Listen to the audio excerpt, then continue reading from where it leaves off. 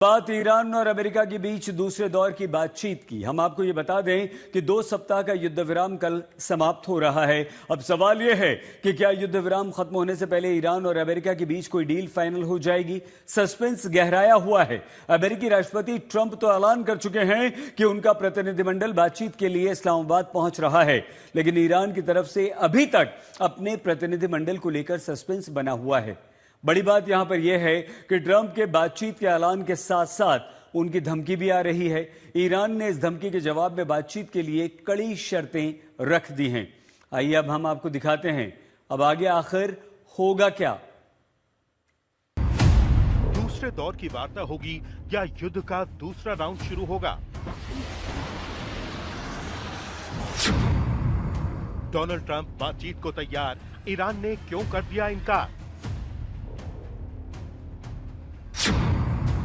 Iran ने रखी कड़ी शर्तें, इस्लामाबाद टॉक पर बढ़ा सस्पेंस। ट्रंप की मुनीर से क्या बात हुई? डील पर तेहरान का इरादा क्या है? शांति वार्ता से पहले होर्मुज पर ईरान का पारा हाई, कैसे होगी बात?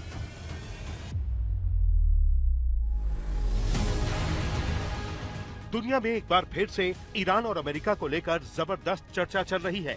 जी हां, सवाल यही है कि क्या ईरान और अमेरिका के बीच युद्ध विराम बढ़ेगा? क्या ईरान और अमेरिका के बीच कोई डील फाइनल होगी? तो चलिए आपको समझाते हैं कि क्या हो सकता है। सबसे पहले तो आपको बता दें, 7 अप्रैल को शुरू हुए 2 हफ्ते के युद्ध विराम की मियाद कल यानी 21 अप्रैल को पूरी हो रही है और अभी तक ईरान और अमेरिका के बीच दूसरे दौर की बातचीत को लेकर सस्पेंस बना हुआ है। अब सवाल ये है कि अगर वार्ता नहीं होती है या फिर कोई डील नहीं होती है तो क्या युद्ध का दूसरा राउंड शुरू होगा? ट्रंप की धमकियों से तो यही जाहिर हो रहा है, क्योंकि ट्रंप ने कहा है कि हम एक बहुत ही सही और वाजिब डील का प्रस्ताव दे रहे हैं। मुझे उम्मीद है कि वो इसे मान लेंगे, क्योंकि अगर वो ऐसा नहीं करते हैं तो अमेरिका ईरान के हर एक पावर प्लांट और हर एक पोल को तबाह कर देगा।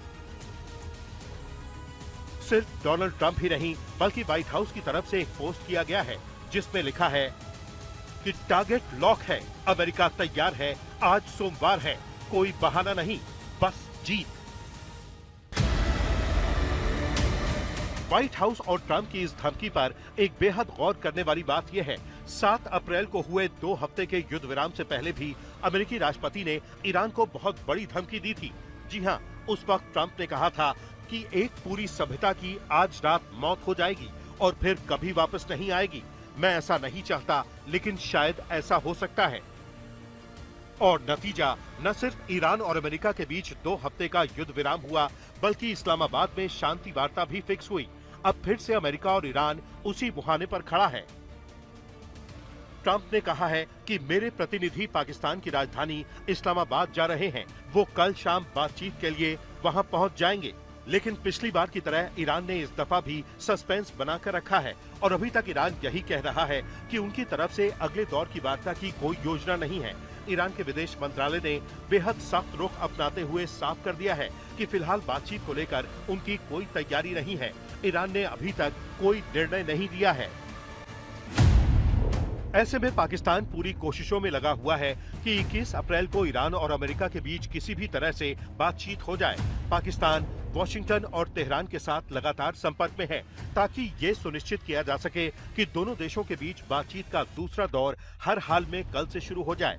इस बीच पाकिस्तान के गृह मंत्री मोहसिन नकवी अमेरिकी दूतावास पहुंचे और वहां अमेरिकी दूत नैटली ए बेकर के साथ उच्च स्तरीय बैठक भी की। अमेरिका इस्लामाबाद में सुरक्षा को लेकर चिंतित है, तो ईरान अभी शर्तों को लेकर अड़ा हुआ है। हालांकि पाकिस्तान में बातचीत को लेकर तैयारियां भी शुरू कर दी गई हैं। ये तस्वीरें पाकिस्तान की राजधानी इस्लामाबाद की हैं। ईरान और अमेरिका के बीच दूसरे राउंड की बातचीत से पहले पूरे शहर को रेड जोन में तब्दील कर दिया गया है। वर्क फ्रॉम होम के आदेश जारी कर दिए गए हैं। रेड जोन में आने वाले सभी दफ्तरों और स्कूलों को बंद करने का आदेश दिया गया है। कर्मचारियों को वर्क फ्रॉम होम का निर्देश दिया गया है। अमेरिका और ईरान के प्रतिनिधि जिन होटलों में रुकेंगे उन्हें खाली करा लिया गया है। इस्लामाबाद की इन तैयारियों को देखकर लगता है कि ये बातचीत संभव हो सकती है, लेकिन सवाल ये भी है कि अमेरिका और ईरान के बीच पहले दौर की बातचीत जहां से खत्म हुई, क्या वहीं से फिर शुरू होगी? आपको बता दें कि पिछली दफा इस्लामाबाद में 21 घंटे चली बातचीत बिना किसी नतीजे के खत्म हो गई। सूत्रों के मुताबिक बात ईरान के न्यूक्लियर प्रोग्राम को लेकर अड़ गई। अमेरिका चाहता था कि 20 साल तक ईरान अपना परमाणु प्रोग्राम रोके और ईरान ने कहा था कि वो 5 साल के लिए अपना परमाणु प्रोग्राम रोकने के लिए राजी है। लेकिन ये बातचीत जैसे ही फेल हुई, अमेरिका ने स्ट्रेट ऑफ हॉर्मुज में ईरान के तेल की नाकाबंदी शुरू कर दी। इसके बाद ईरान और अमेरिका के बीच हॉर्मुज में नाकेबंदी को लेकर ठन गई।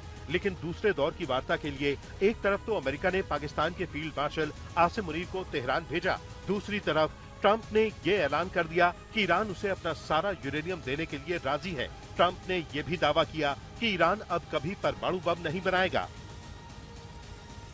Iran does not have a nuclear weapon, and they've agreed to that. Iran's agreed to that, and they've agreed to it very powerfully.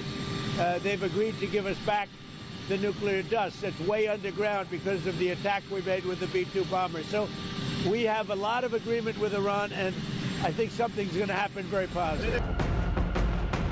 हालांकि ट्रंप के इस दावे के बाद ईरान ने अपनी तरफ से स्ट्रेट ऑफ हॉर्मुज खोलने का ऐलान किया, जबकि ट्रंप ने कहा कि वो हॉर्मुज में ईरानी तेल की नाकेबंदी जारी रखेंगे। उस वक्त लगा कि ईरान डील के लिए राजी है, लेकिन चंद घंटे में ही सब कुछ बदल जाता है। न सिर्फ ईरान ने हॉर्मुज को फिर से बंद कर दिया, बल्कि ये भी क्लियर कर दिया कि जब तक अमेरिका स्ट्रेट ऑफ हॉर्मुज में अपनी नाकेबंदी नहीं हटाता, तब तक कोई बातचीत नहीं होगी। साथ ही साथ ईरान ने यह भी साफ कर दिया कि वो अपना यूरेनियम अमेरिका या किसी भी दूसरे देश को नहीं सौंपेगा। ईरान के विदेश मंत्रालय ने कहा कि अमेरिका के साथ बातचीत के एजेंडे में यूरेनियम नहीं है। यूरेनियम हमारी मिट्टी जितना ही पवित्र है। हमने अपने एनरिच यूरेनियम भंडार को हस्तांतरण करने की बात नहीं कही है। अमेरिका के साथ एनरिच यूरेनियम को लेकर कोई भी बातचीत नहीं हुई। आज तक ब्यूरो।